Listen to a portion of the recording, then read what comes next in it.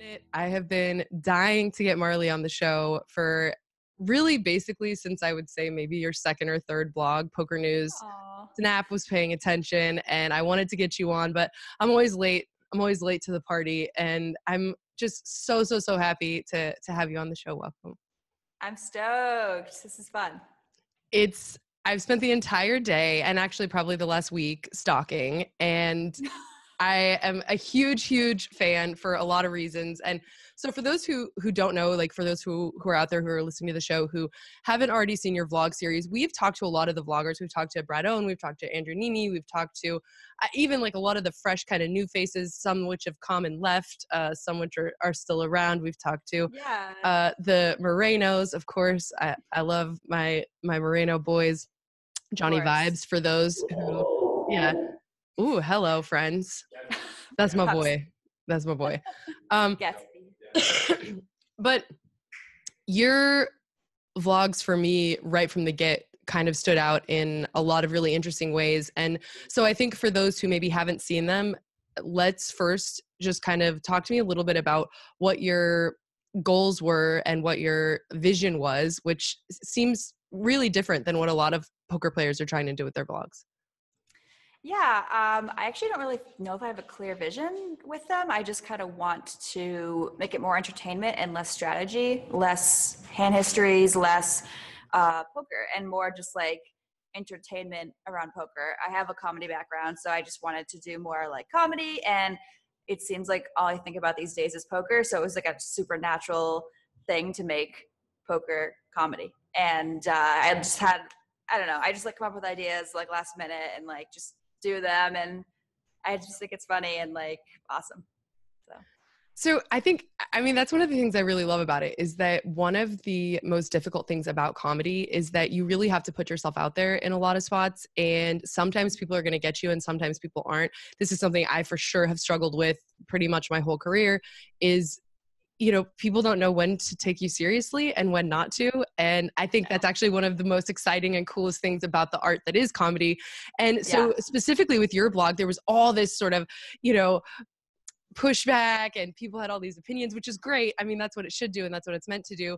But at the same time, it's still you putting yourself out there. So even when you're wanting to get this reaction, I still think it can be really difficult to deal with people not understanding you, people taking you too seriously. So talk to me a little bit about, for anyone who's missed what happened, about just what that experience was like.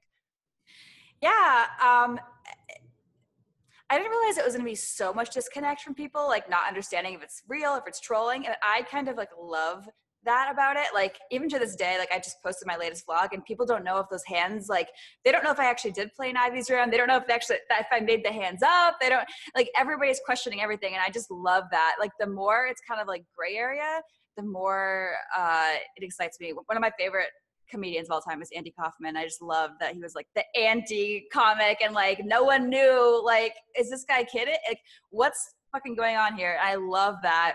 And the more people are kind of like unsure, the more hilarious I think it is. So that's kind of my shtick. And yeah. I mean, I agree. And I actually would say so today I just went from, because I had sort of parsed out and seen various pieces of your vlog before, but today I went ahead and just watched them from the beginning to now to kind of get like a more timeline-y version. And I would say that I really feel like actually in only, what is it, like 11 vlogs or 10 vlogs or something, like it feels like you really started more than maybe in the beginning to find that footing, which is that like in this last one, you have some things which are very obviously intentional jokes, which are great and really funny. And I love, and actually, we will at some point insert a little clip. I thought your PSA on tournaments was amazing, and every poker player should hear this. It was so Have you ever felt pressured to do something? Have you ever felt like your friends would like you less if you didn't? My name is Marle. I am here to speak to you about the dangers of playing tournaments. You might feel like it's cool, you might feel like it's fun, and all your friends are doing it, and you might think that this is the way to solve your problems, but it's not. Friends don't let friends play tournaments. The next time a friend of yours wants to play a tournament, you should be there for them. You should be a friend and tell them, man, you're better than that. You don't have to do that. You don't have to do that just because everyone else is doing it. I want to let you guys know that I'm starting a new career. I'm going to be going around to schools and churches and community centers, and I am going to be speaking out about the dangers of playing tournaments and just tell my story about how it seems great when you get that high, when you get that rush, you get that escape, and you get to just numb yourself from the problems of your life. But then it all comes crashing down, and in that moment you have to ask, was it worth it? If you ask John Sin, he might say it was. It's not worth the pain unless I won the event. There's really no upside unless I won the event. If there's one thing I want this vlog to accomplish, is to help people. I want to see growth. I want to see you be all that you can be. You think doing tournaments is cool? It's not. Now get back to that cash game where you belong. Go play in the pits if you have to. But don't play a fucking tournament. Before you know it, you're in the tournament and you've got 20 big blinds. And you don't know what to do. You're in this 10K event and you're so short and you get 4 or 5 suited under the gun. You don't know what to do. So you shove and you're out. You leave wondering what happened to you. Stay in cash games, kids. But then there's also these little things which are, I'm not sure if you're joking or not. And then other things which are in the context of things which may or may not be serious. There's like little bits put in like randomly as you're going. And so I guess I wanted to talk to you a little bit about how it feels even after just doing, you know, a couple months of vlogs, really. Does it feel like you are starting to get your voice more than before? Yeah, and that's kind of like a big thing is I actually was going to do this vlog a year ago, and I had this like resistance to doing it. And I kind of, one of the big like things for me was like, I don't really know how I want to do it or what's that, like how it's going to look. And I think the best thing to do with these kind of things is just do it. And then eventually it just kind of gets ironed out on its own. And you kind of like start to gravitate towards the kind of things that you want to do. And the sketches in the beginning, the comedy intros is something that I've really like grown to love. That's my favorite part of it. And honestly, I'm moving kind of more away from like the hands. Like people like the hands and some stuff like that because it is poker and people want to, you know, to like learn poker. But like naturally, I think it's becoming more and more just like comedy sketches. And I had no idea where it was going to, when I made the first vlog, I was just like, I think I want to make a vlog. I don't really know what to do or whatever. And so I just made the first one, like introducing myself, and then it's kind of just gone from there. And yeah, it's just every week it's like, I don't know what it's going to look like until like, I don't know. I never have a plan. I just like do it. So.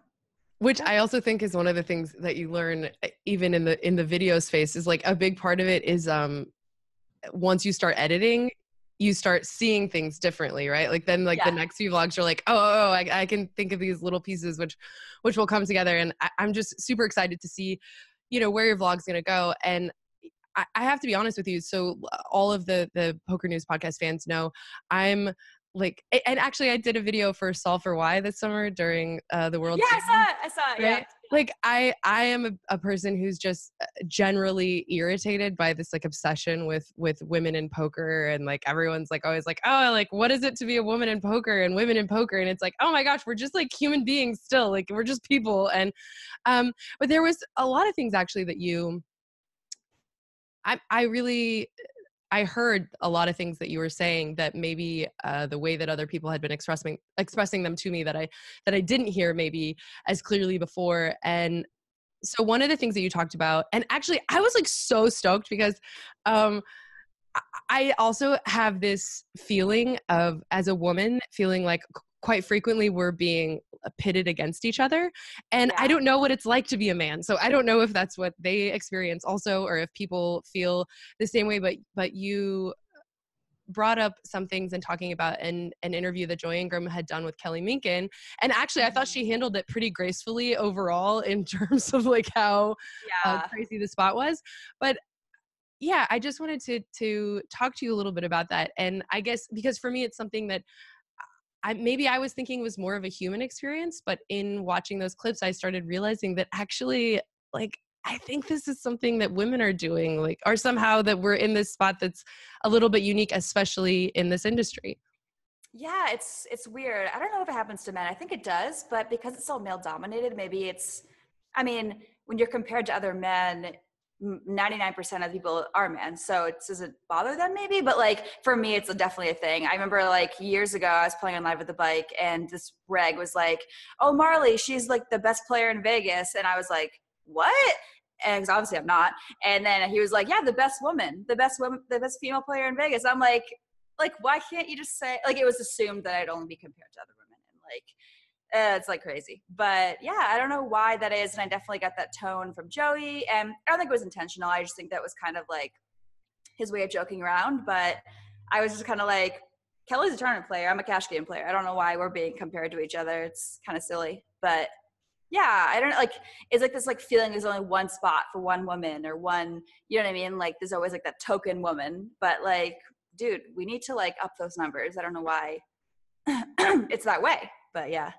Well, and I actually, what I thought was the sort of bravest part of talking about it was not even necessarily saying, yeah, of course, like as women, we're constantly, I think, being, even these like, oh, top 10, like hottest women in poker, like top 10 best women in poker. And it's such a small field that of course, like we're going to feel, well, I mean, you guys are, I'm not like a poker player, so, but still like in the industry. But I thought what was the bravest thing about that moment was, and I have this all the time. So as someone who creates content, it's really hard for me to sometimes call people out when I really want to, or to say things that I really want to say, because, you know, anytime you're causing drama or like, I love Joey, but like, there's been things that I've wanted to call him out for before, or I love a lot of people in poker. And I think it's sometimes difficult to be able to criticize each other and still maintain, it's a small enough industry that you want to keep those friendships, you want to keep those relationships, you don't want to burn bridges. And so I really appreciated that even in only having 10, you know, or 11 vlogs, that you said like, hey, I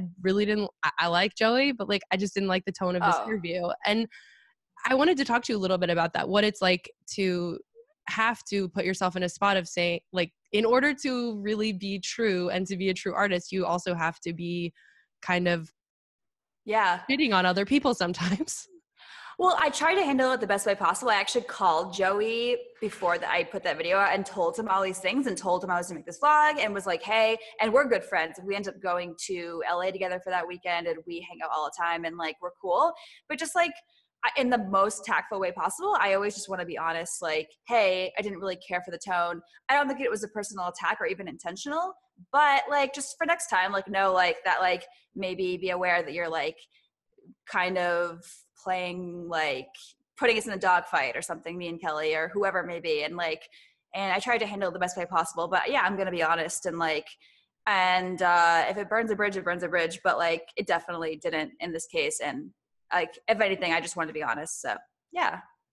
Well, I think that you're one of the most interesting people to talk to about this specific thing, which is that one of my biggest issues, one of my biggest beefs with women complaining about being women in poker is that, you know, it's such a balanced, I think, or like nuanced situation, which is like, on the one hand, yes, you know, you're always dealing with sexism and people are hitting on you and there's this thing, but then there's also the thing, which is like, there's lots of benefits that come from being like an attractive woman in a game that's like mostly. Of course. And I think especially for you, it's like, you're obviously like stunning.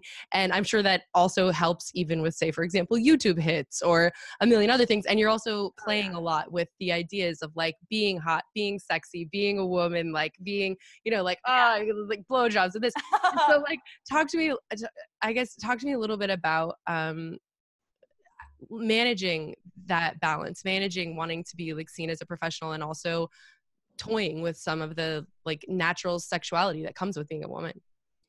Yeah, I mean, at the end of the day, I think that there are more pros and cons from being a woman in this industry. And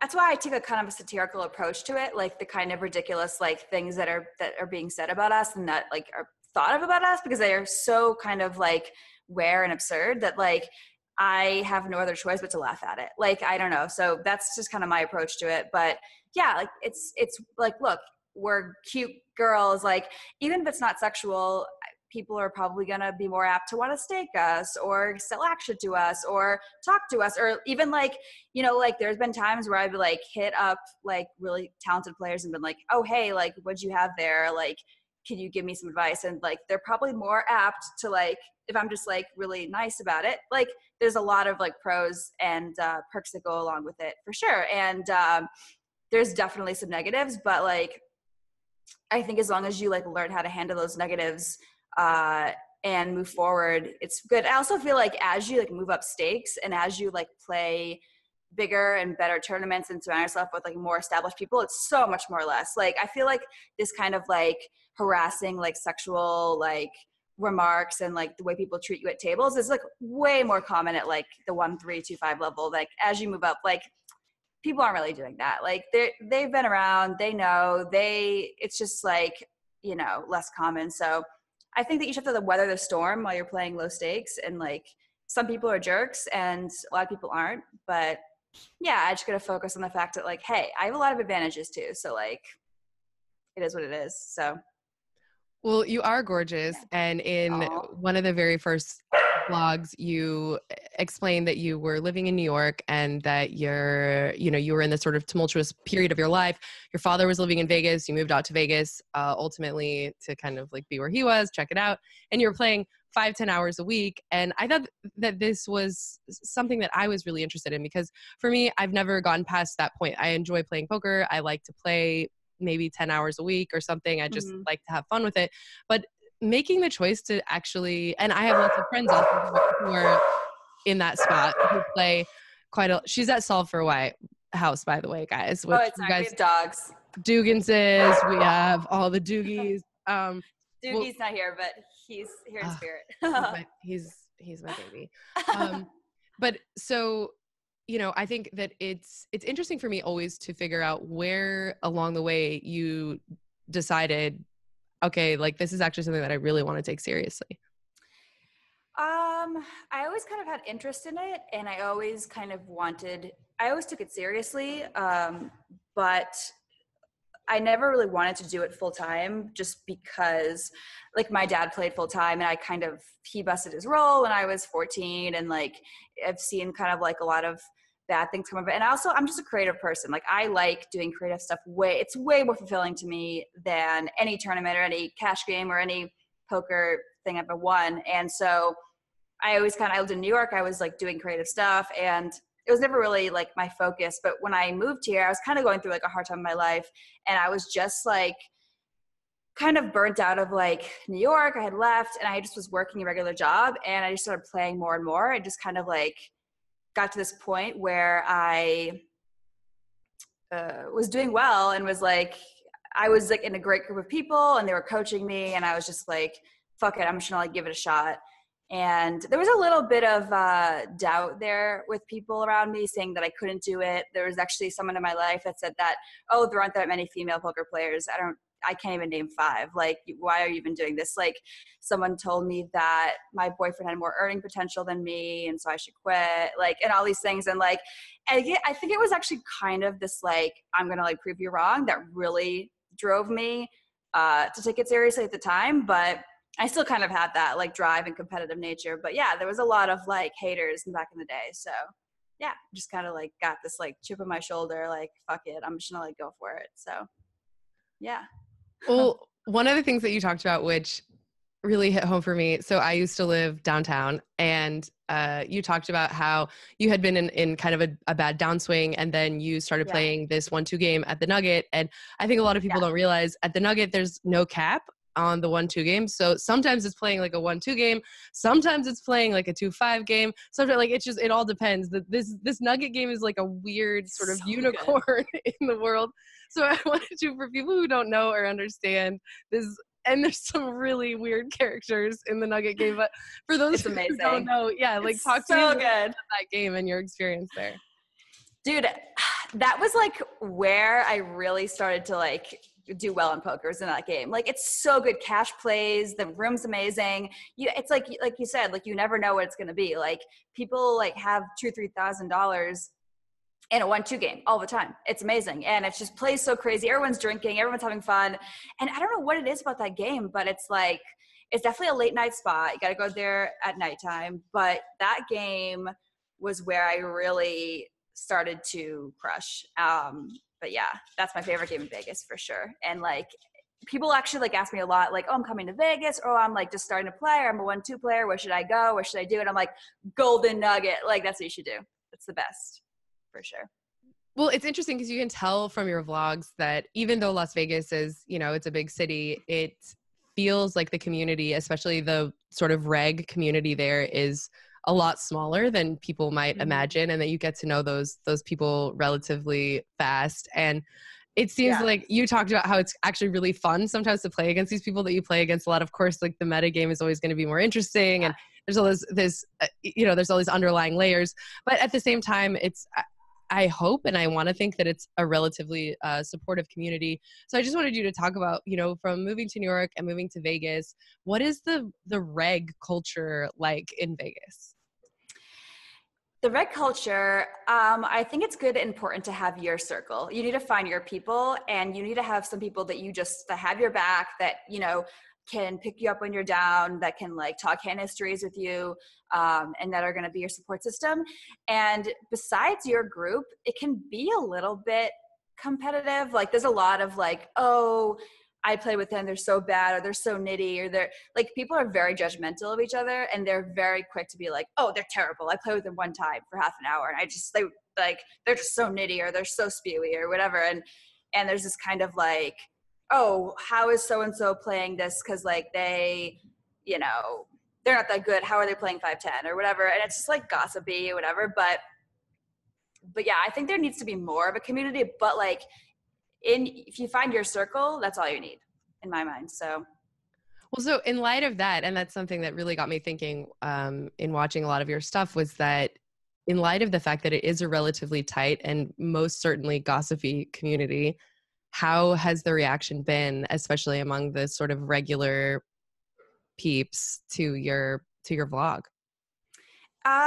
It's been kind of mixed for sure. I think but the amount of love is like way outweighing the negative. I think there's some people that are like, oh, why is she playing big? Like, now, why is she getting these opportunities? Like, she's like a 2-5 grinder. But like the people who know me, people who know me have known I'm like, people also think I'm like new, but it's like I've been grinding for a long time, just kind of like cash games and like hidden and like doing my own thing. And I think the people who know me and play with me have respect for me, so it doesn't surprise them. And it's actually, I've been talking about doing this vlog for a long time, so I feel like there's a lot of people that just aren't surprised that I'm taking this road. And yeah, it's been more supportive than not, but there's definitely been a few people that are like, oh, why is she playing big? Like I don't know, like I decided. Look at me. That's what I'm doing. Don't be jealous. Fuck it. Well, I think, one of the things that I think is a lot of times really life shifting for people is having a really dramatic breakup. And this is, when people get skinny, and it's when they, I think a lot of life changes happen. And you even mentioned that, you had this sort of series of, bad things that happened, and that sort of the final straw was this massive breakup you had. And do you feel that actually that was one of the catalysts, A, for the vlog, but B, for the listeners out there who, I think sometimes it's so hard to separate your emotional life from your poker life, and they're so deeply intertwined that it's really, it can be really gross. And so how to find your A game when you're in one of those really dark places in your personal life? Yeah, it wasn't even, honestly, my relationship wasn't bad. It wasn't like a toxic relationship in any way. We were really good friends up until the end, and it was a really amicable breakup. But yeah, I don't know what it was, but it definitely was the reason why I finally got motivated to make the vlog and to start all these things. And I don't know, it wasn't that he was stopping me from doing that. It was, like I said, it wasn't like a bad relationship. We grew to be just friends. Like, it was totally like fine. But yeah, I guess like sometimes like when I do my best work is when I'm just in these low places, because I feel like I have like nothing to lose at that point. And sometimes when I'm doing well or like okay, I kind of feel like, why take this risk? Why put myself out there? Like, I don't know why that is. Like, I think that maybe that's common with people, but for me, it's like, all the best growth I've ever done. I actually like knew it too when I broke up with him. I was in like a pretty shitty space because we lived together, obviously. It was like I had a lot of ties to him, and it was like a lot of logistics getting my own place and like whatever. And I was like really panicking. And I literally remember saying this to my friends, like, I know whenever something like this happens to me, a month later, my life just like takes off. Like, I actually got scammed a couple of years ago. And right after that was when I started crushing poker. Like, whenever I like take a step back, I feel like I take 10 steps forward. So I kind of knew it was going to happen. And I just kind of was in this space where I was like, fuck it. And I got nothing to lose at this point. So yeah, I don't know. You just got to get to that space. But like, I can't always just like, I don't know, have something bad happen to give me the motivation to like do it. I need to like generate that on my own, but I'm like not there yet. So well, and it's, I think relationships are just incredibly time consuming. Friendships, boyfriends, family, everything. It's like anything that you're going to invest in is going to take time. And so then like, once you open up that space, it's like, cool, I can fill it with something else. Like, what else can I put in there? Yeah, it's so weird. I'm like so much more productive when I'm single. I don't know why that is. Like it's like crazy. And the thing is, like I said, like it wasn't like my ex played poker and he was very supportive and never really was like, you know, weighing, like asking a lot of me, but for whatever reason, I guess like, you know, when you're in a relationship, you're like, oh, I just want to like lay around and watch The Office, Netflix, like now I'm like, I'm so alone. And I'm just like, I gotta like go out and do something because my cat's not gonna like stay around. Like I must look off my ass and like do something. But I love it. And I think, so, you know, post breakup and all this, I know you won a seat. And actually I was curious how you won the seat, but to the Solve for Why Academy. And these guys know it. We've had Berkey on lots of times. Solve for Why is, I'm like, so I just think it's like the best thing. And I think they're really just really good people and people to be around, especially if you're in a time of growth and change. So I wanted to know first, how did you get into the Academy for free? And just a little bit for those who maybe have missed it, what that camp was like. Yeah, it was awesome. It was a little over a year ago. My ex actually saw on Instagram, I didn't know who they were at the time. And he said that, oh, there's like this poker school they're giving a free seat to, you should do it. Because at the time I was like, I still am, but I was like so hungry to like learn and like everything. I was like, and so he's like, this would be great for you, you should do it. And so I submitted just a video, like talking about myself and like why I should get it and like my backstory. And then they like narrowed it down to a few of us. And then I submitted a second video, like a longer video, just elaborating about like, they wanted to know like how I was going to give back to the community and what my goals were with poker, what my history is. And I talked a lot about women and how I like want to motivate women to play. And for whatever reason, they decided to choose me. So it was awesome. And it was really just like a awesome experience. And yeah, I agree. Like, I'm really proud of like what they're doing here. And I just recently did the second academy, the Elite Academy last week. So definitely have taught me a lot, these people. I love these guys, and they've done, they're also content creators. They're also doing tons of amazing stuff. So you guys for sure, be sure to check out Solve for Why if you haven't already. Yeah. And this is a non-paid advertisement, guys. These are our true, this is our real beliefs. These guys get this shit for free. These guys they didn't pay me a fucking dollar. Yeah. So wait. Exactly. I love these boys. And this is so, and if you don't want to talk about it, it's totally fine. But actually, and you and I both know Chrissy is one of my best friends, and Chrissy came on the show and talked a little bit about her being scammed. And I actually got scammed last year, this time around Christmas, for money, which is still not just money, but a computer, which had like information on it, which is like now still cycling back. I'm continually like having to deal with this issue. It like will never go away, but the people, the PokerNews podcast fam knows it was so stupid and so bad, but it's like, they're so good now and they're so smart and it's so crazy and there's so much information out about everyone that it's just like so difficult to avoid sometimes. But I always feel that like sharing it sometimes might keep somebody else from like having the same mistake. And especially, and this is the worst thing, is that like, I think a lot of people that are scamming us think we're like rich fuckers, and it's like, we are poor too. Like, we're so poor. Why are you doing this to us? But I know that you mentioned in one of your vlogs that you got scammed, but then You didn't really talk about it, so I didn't know if that was something you wanted to No, I share will, with the fans. absolutely. Yeah, it was like, I've never felt so low in my entire life. It was so silly. It was like the stupidest thing I've ever done in my life. But basically, it was silly. I owed the IRS a couple $1,000s, and my dad, who was like I was like kind of like just like young and like didn't care and was like, oh, whatever, I'll just pay it, whatever. And they were just like, oh, there was like a discrepancy in my tax return from like 3 years ago. It was a couple $1,000s, no big deal. And my dad was like just on my ass. And I just talked to my dad and he was like, you got to pay this. You got to pay this. Like, it's no joke, whatever. And then I got a fake call from like a fake IRS person. And they like knew the amount that I owed and like whatever. So I ended up just paying them that amount. And it was just so stupid. Like, it was clearly a scam, but I was just so panicked at the time because I'm like, it was just like the perfect storm because I was already.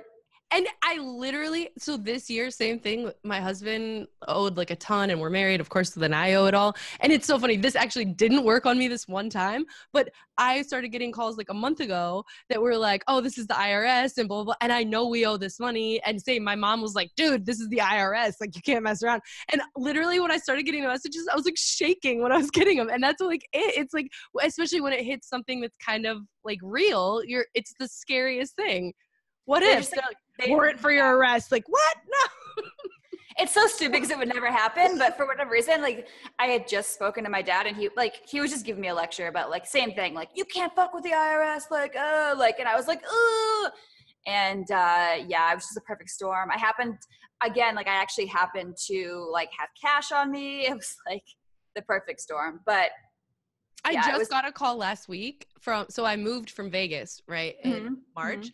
I just got a call last week and they're like, we have a warrant out for your arrest because you missed jury duty. Your jury duty was like December something.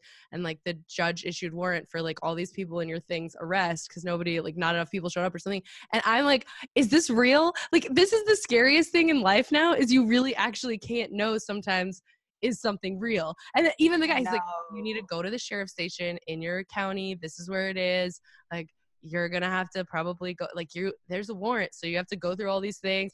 And I was just like, this is the craziest stuff now, is it's like, you trust no one. You can trust no one. Once you've been scammed one time, it's like nothing is real. There probably is a warrant out for my arrest. When I come to Vegas, they're probably gonna arrest me. But I don't believe anything now. I'm so paranoid now. I'm like, scam me once, shame on me. Like literally, I'm so paranoid. I don't trust anybody. Like, I don't trust anybody. I'm so ridiculous about it. No. And like, yeah, I'm just so overly cautious now. So I guess like I did learn, but it was like, for like a solid week, I didn't get out of bed. I've never felt so low in my life. And it wasn't even like, some people get scammed for their whole life savings or their whole like retirement and like really ruin their life. And it wasn't even like anything close to that, but I was like, felt so stupid. Shame. That's it. That's the worst part. Shame. It's like so you stupid. Feel embarrassed, and it's also like, I worked hard for that money. Of course, yeah. Scooped it. And the craziest thing is they probably worked hard for that money too. Like, they had to probably call 100 people before something happens, and then for one dumb idiot. Like, here you go. I get it too, and it's funny because it's happened to some of the smartest people I know, and I think it's because those people we're in an environment where money's exchanging hands, and we're in an environment where people have to trust each other and have to this is not like your typical, we're not like dealing drugs here, but like there's lots of money exchanges happening, and people, I think in general, are people of integrity in this industry in general, which is funny because it's like, I think stereotypically people perceive it to be the opposite, but I always say, actually, I think poker players, especially like you're saying at the higher parts of the game, are the people with the most integrity really I've ever known. Oh, absolutely. Absolutely. Like, maybe I always feel like I've heard these stories too. Maybe I've just run good with meeting the right people, but like, yeah, I've had really good experiences with people. Like, yeah, just, they have like, their word is good. So, okay, we're going to play a game after this, but I wanted to ask you too, because you said you had one backer and he kind of pulled out, and then you fortunately found another one, because I think that's a really tight spot right after you leave a regular job.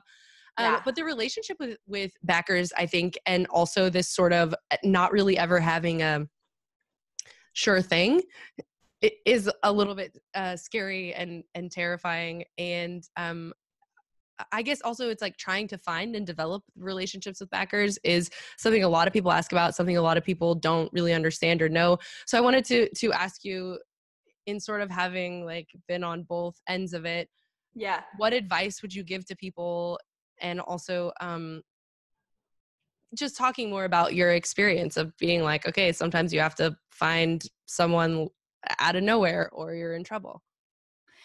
Yeah, I think that backing has like kind of a negative connotation for people that aren't regs or aren't in the industry. It's super common and it's very, it's common and it's great. I mean, I think that like ultimately your goal should be playing on your own money unless you're playing super high stakes, but it's super common. It's actually relatively easy to get a backer for low stakes, surprisingly. Because like there's really not that much risk for staking someone for like 1-3. The problem is that most backers want to see like results, or they want to see like hourly, or they want to see whatever. And once you have that, it's just like your kind of like credit and your kind of like, I don't know, history.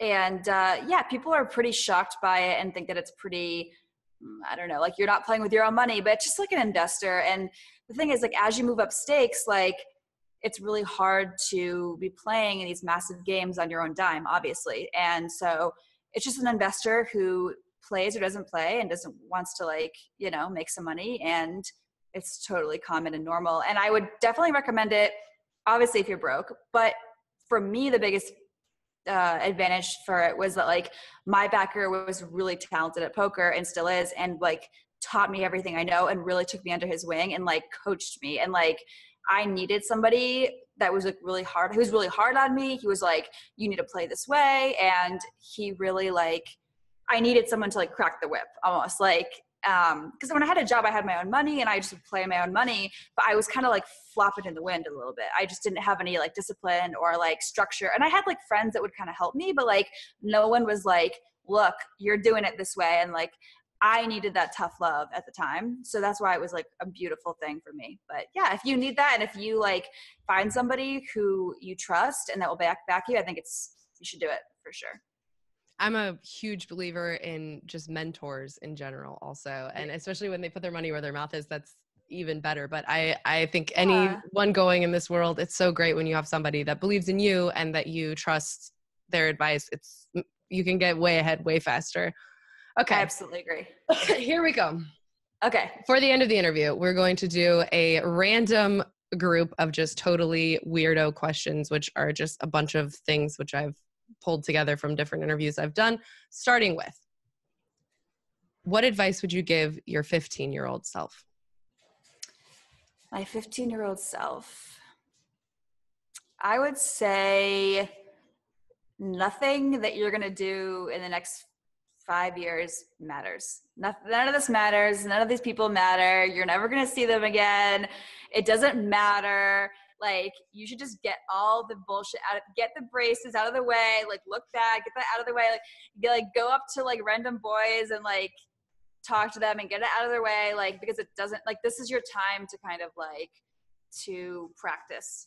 And it's like practice with no consequences, with no paper trail. Well, no one will ever know.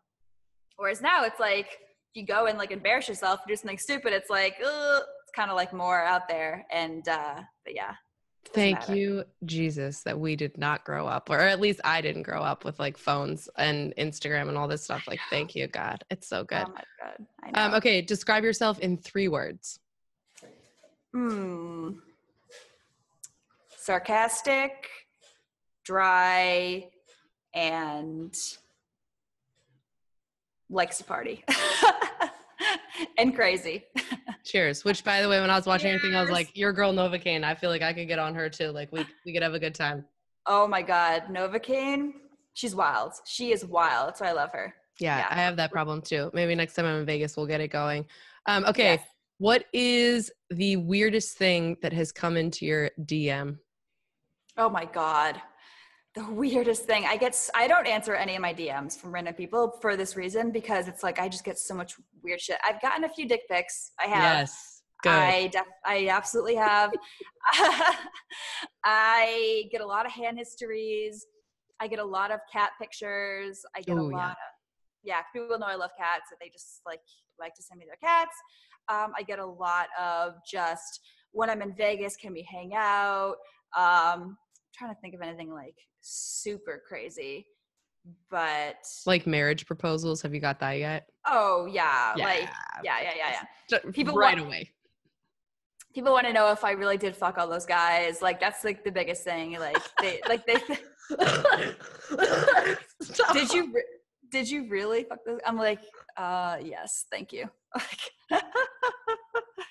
Yeah, that guy, those guys, really, that's what I did. Just any bars, just completely, just line them on up. Exactly. Okay, that's amazing. What word or phrase do you most want removed from the cultural or poker lexicon? What word or phrase? God. I know there's so many. There's so many. Bad beat, maybe? Yeah, great. Let's lose it. Forget it. Run so bad. I don't know. There's so many. Honestly, it's like way too many. Okay, what if you had a dream home game? It's just you and 3 other people. Who are they? Oh God. Dream home game. I'd have to see me. Oh God. Who would I want to play with? I could play with anybody. I'm going to go in the vault. I'm going to go Stu Unger. I'm going to go. Yes. Right? Yes, girl. Good pick. Because he's just, I love to party with him. That's their main reason. I'm going to go with Novocaine because she's so crazy and I love playing with her. And I'm going to go with the third person being, I'm going to go Jennifer Tilly. I never played with her.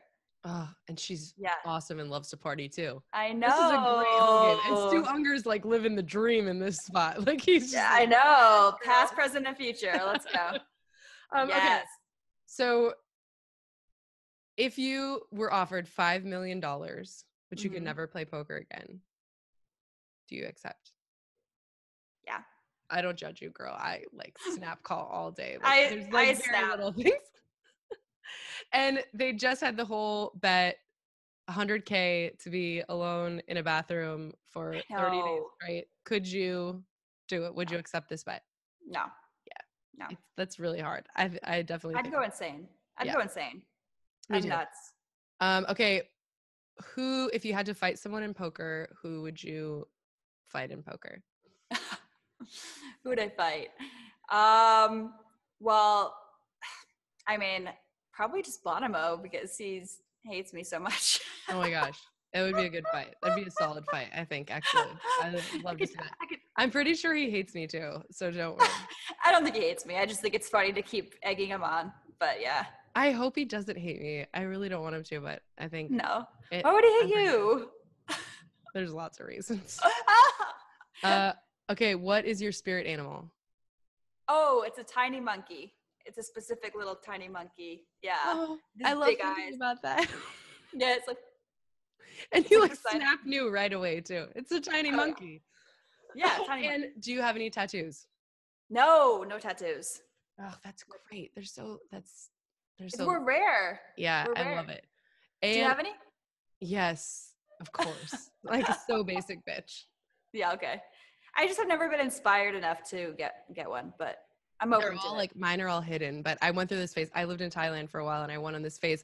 They do this thing. They slice a piece of bamboo and dip it in ink and then they do it with dots or something. And something about that made me think oh, this is barely even a tattoo. And I really went hard on my butt. Nice. Yeah, nice. Okay. Finally, let's do the last one. No, let's do 2 more. What is the last show that you binge watched?